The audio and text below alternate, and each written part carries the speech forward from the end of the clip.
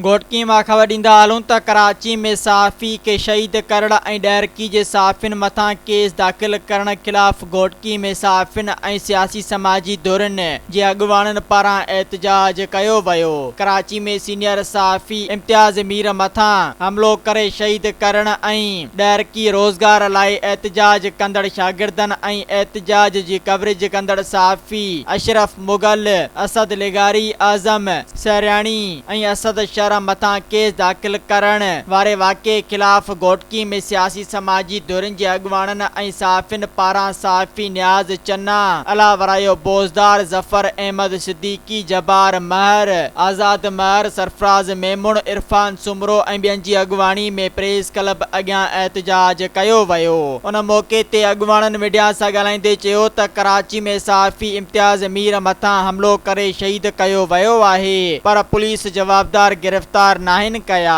ॿिए पासे वरी ॾैरकी में शागिर्द मथां तशद्दुद करे सहाफ़ियुनि मथां केस दाख़िल कया विया आहिनि, जिन जी मज़म्मत करियूं था। हिननि चयो त इंतिज़ामिया ऐं बाअसर मिली करे हक़ सच जे आवाज़ खे दॿाइण जी कोशिश करे रहिया आहिनि, जंहिं करे सच लिखंदड़नि खे क़त्ल करे या वरी कूड़ा केस दाख़िल करे दॿायो पियो वञे, जेको कंहिं बि रीत क़बूल न कंदासीं। हिननि सिंध जे वॾे वज़ीर IG सिंध ऐं ॿियनि वसवारनि खां नोटिस वठी कराची जे सहाफ़ी के शहीद कंदड़नि जवाबदारनि खे गिरफ़्तार करण ऐं ॾैरकी जे सहाफ़ियुनि मथां दाख़िल कयल कूड़ो केस ख़त्म करण जो मुतालबो कयो वियो आहे। सब्सक्राइब कयो अवामी न्यूज़ HD खे ऐं ताज़ा तरीन ख़बरुनि लाइ ॾिसंदा रहो अवामी न्यूज़ HD।